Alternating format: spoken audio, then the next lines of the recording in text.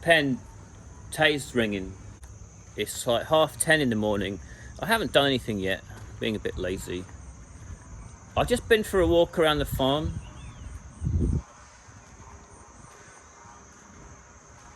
I haven't done that so much recently because I've always been in the house doing the DIY.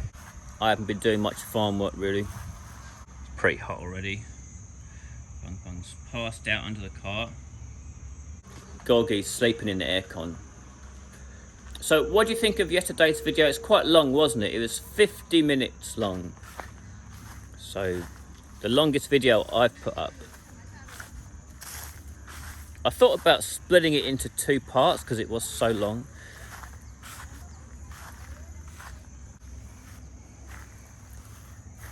This is the new bird cage. We still don't know when the birds are coming.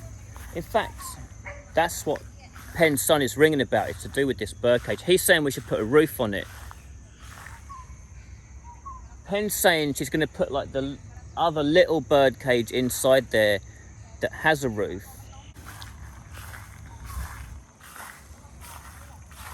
So in the middle of the bushes, there'll be like a second little bird cage for them to hide in. I reckon they should put some of that black netting over the top. That'll stop like the sun penetration. It'll stop maybe a little bit the ground heating up under them as well.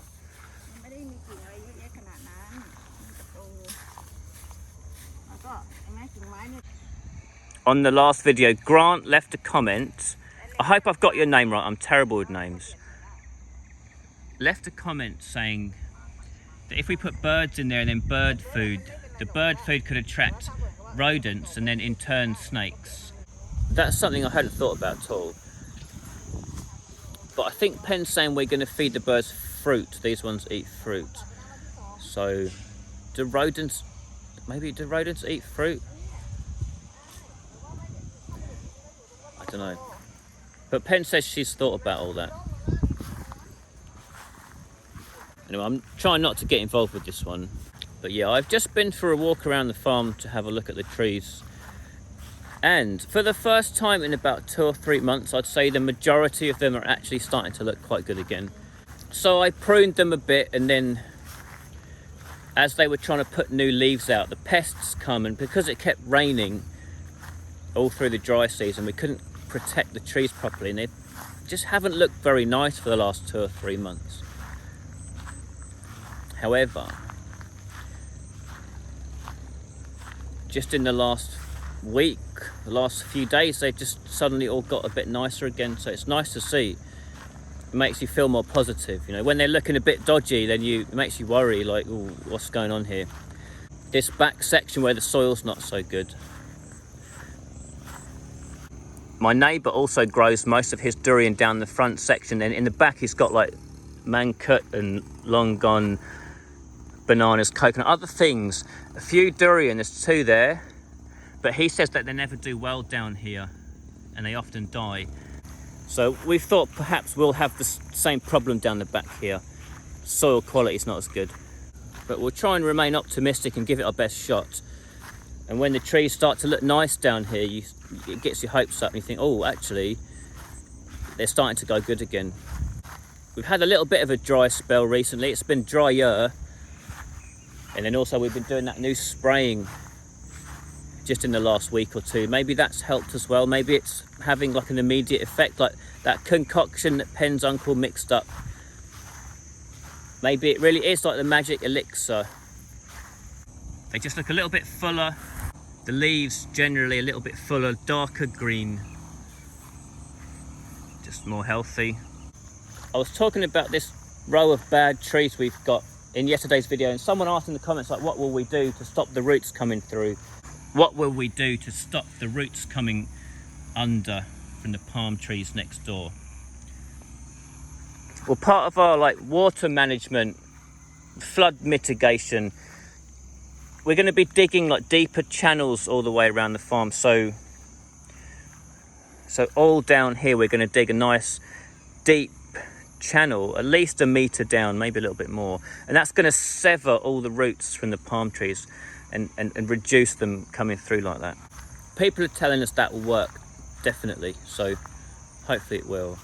Perhaps they can still get under even deeper, I'm not sure. But either way, I imagine it will give them the break they need just to get some of the vitamins for a while, get bigger and develop a bigger root system for themselves. So in the future, they're more able to compete with other plants. But I hope the channel just sorts the problem out 100%. That would be great. But I do wish they would just sell us this land. We'd tidy it right up. We'd get the palm trees out straight away. Landscape it properly.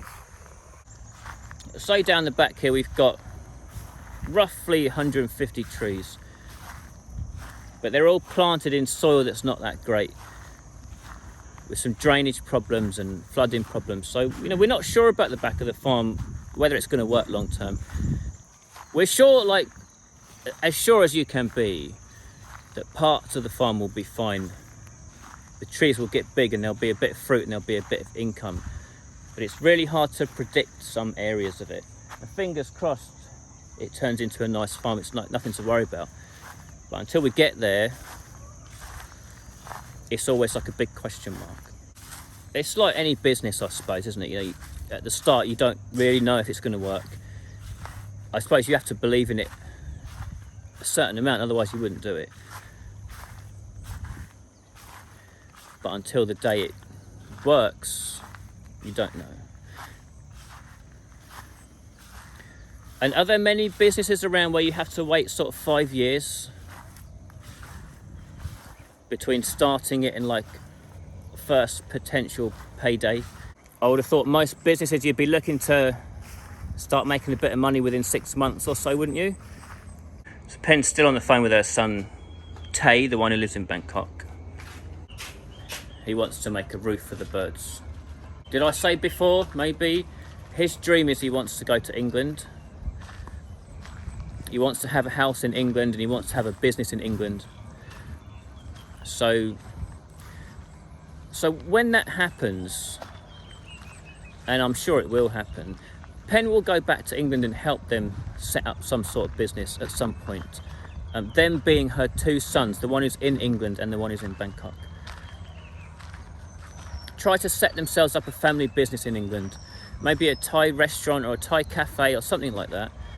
Maybe in a couple of years' time. Once the farm is more settled, once there's a little bit of income, then I can stay here while Penn goes back to England for a while as well. Maybe she'll go back for a few months at a time. Penn likes it over here, like we both do, but we're not like, want to be here forever all the time, never want to leave, and sometimes it's nice to have a break and nice to have a change. So while we're setting up this farm business and we hope it's successful, we don't know that it will be. And we do consider like future plans as well beyond the farm, if it doesn't work out, that sort of thing. But it's good to think about the future, beyond what you're doing at the moment. I know from the comments, some of you watch the videos, you want to do something like this. Probably some of you are worried that it might not work out, things like that. That's all natural. So I thought I'd tell you what I think about that sort of thing and why it doesn't bother me, and why, if it doesn't work out, for me it's not really that important. And the most important reason is that I don't have any children and I don't have any responsibilities. So if it doesn't work out for me and I end up like I haven't got any money, it doesn't really matter. So because I can always go back and live with like one of my parents in England or something. So I have like family I can rely on in a pinch.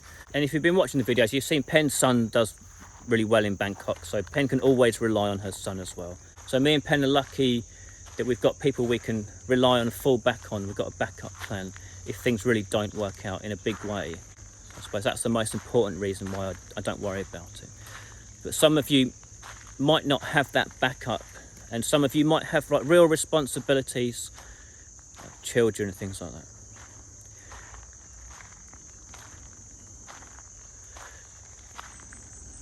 But moving past that, I was talking to my dad on the phone the other day, and he's like a real worrier about things. Like before he does anything, he's always like, oh, what if this happens? What if that happens? Oh no, it might not work out. And he, I think, from where I'm standing, it looks like many people live in that, what I call like the first stage of how you approach something, where you're like in the fear of, what if it doesn't work out, things like that. And thoughts like that are natural, but what I find helpful is if you can try and get beyond that to like a different step. So one of the ways I try and do it is I don't worry about what will happen if it goes wrong. I sort of tell myself I'm a little bit deterministic, so I think if it's going to go wrong, it's already gone wrong, if that makes sense. So I don't worry about it going wrong. I just decide it's hard to explain, but I decide it's already gone wrong. I've already lost everything. I'm penniless. I accept it, and then I get over it in my head. And then I try and live with the ideas beyond that. So to give you like a concrete example, what if the farm all goes wrong and it costs us loads of money and we lose all our money, all the trees burn to the ground and lightning strikes the house? What if that happens? Well, what I do is I go,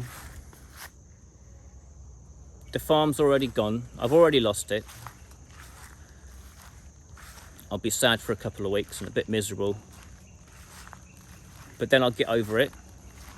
I'll find something new, because I have a belief that after the disaster there'll be a new thing to do. It's a big wide world out there, lots of places to go, lots of people to meet, and lots of new exciting experiences to have. So some people might think that's silly, but that's honestly kind of what I do. I don't live in like that, what I call step one, like the worried about something, what if it goes wrong. I try and live like right beyond it, so not be in fear of what might happen, just accept that it's already happened, deal with it in your head sort of. I find it quite easy, to be honest, but as I said, I don't have any responsibilities, so it's easy for me to say. I'm going to go back the same way. It's muddy through there. Got muddy socks yesterday. So some of what I'm saying might sound silly to some people,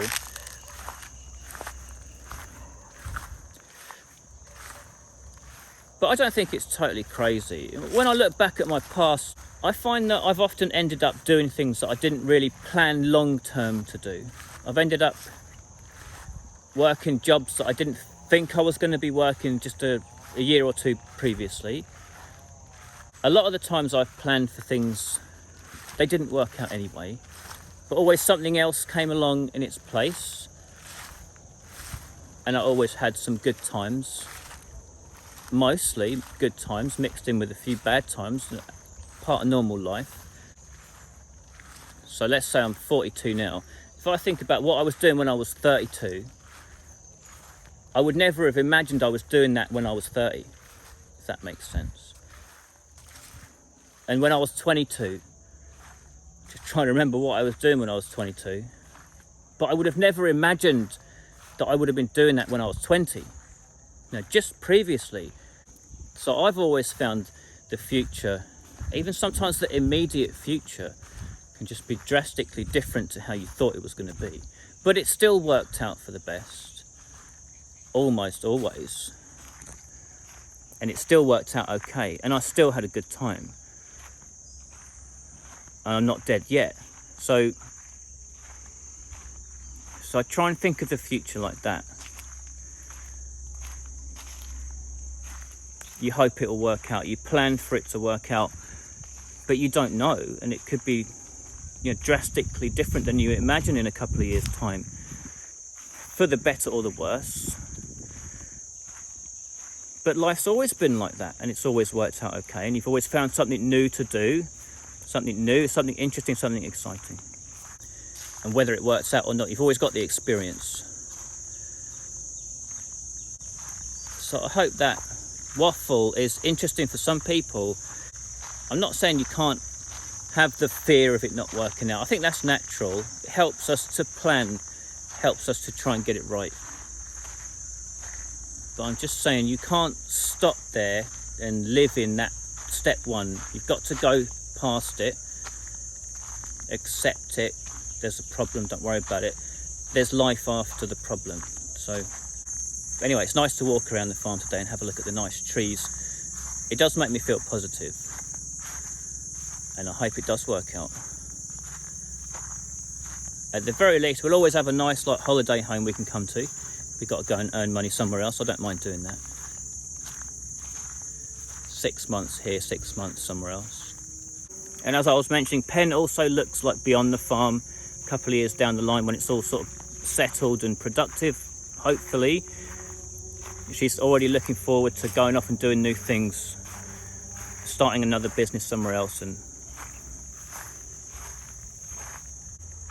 Penn knows better than anyone that things don't always work out. Penn had Thai food businesses in England, a number of them. She did Thai food in a few different pubs. She did a few different markets. And I think she had to do maybe 7 different ones. Tried, didn't work out, tried, didn't work out. Made a little bit, but just not enough really to flourish. But then eventually sort of cracked the code, found the right one in the right place. And she didn't give up. And she got there in the end. And what happened was, actually, is she got that business to a point where she didn't need to be there anymore. She still had an income. But then COVID came along and completely killed it. That screwed our plans up a lot. We were moving over here with a sort of bit of reliable income coming in, and then it got shut down because of COVID. So it's, you never know how it's going to go. Unexpected things can always come along. Is that getting all chopped up to sell it? Yeah. Kiet has rubber trees. Remember, the price used to be higher, didn't it? Now the price is a lot lower, so they struggle for money a bit more. So she goes around different farms, picking the vegetables, like the basil over here, and then she'll take that off to other people and sell it, split the profit with the farm owner. And she also goes around making a bit of food, selling a bit of food on her motorbike. So I'm just saying, people find a way. You'll find a way. We'll all find our way. So don't live in the fear of it. Just accept that it's already exploded and it's gone. And then you'll be free to do whatever you like.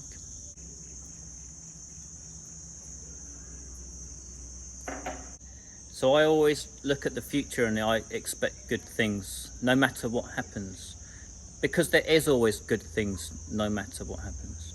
If the farm doesn't work out, initially, that sucks. But there's life beyond it. And there's going to be good times beyond it, and new things and new experiences. So whether it works out or not, I just think it's going to be good. So if you start something new and things don't work out, I say it's good news.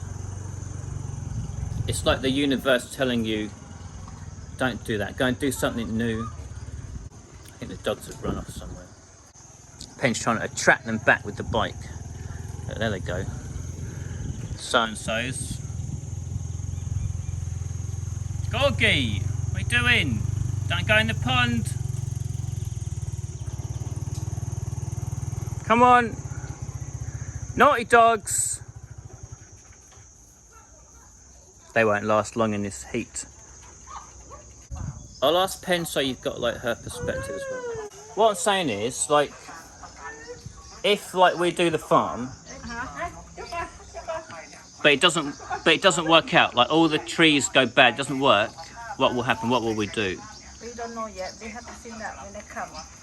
So no point thinking now. Give you headache. So you don't think about it? No. You just go whatever? Yeah. Every time something will open. Something new will open? Yeah. Right. So Penn's given a similar perspective, isn't she? She's saying, don't worry about it not working out. That hasn't happened yet. There's no point in worrying about it. Just give you a headache. But if it doesn't work out, then something new will open up. Something new will come along. I suppose that's kind of the same thing I'm saying, isn't it?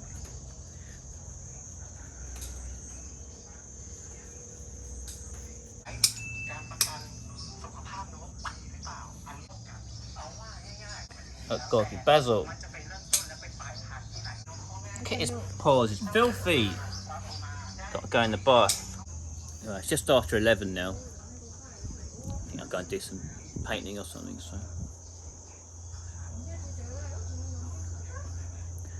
I'll end this video here. I'll go and stick it up on YouTube now.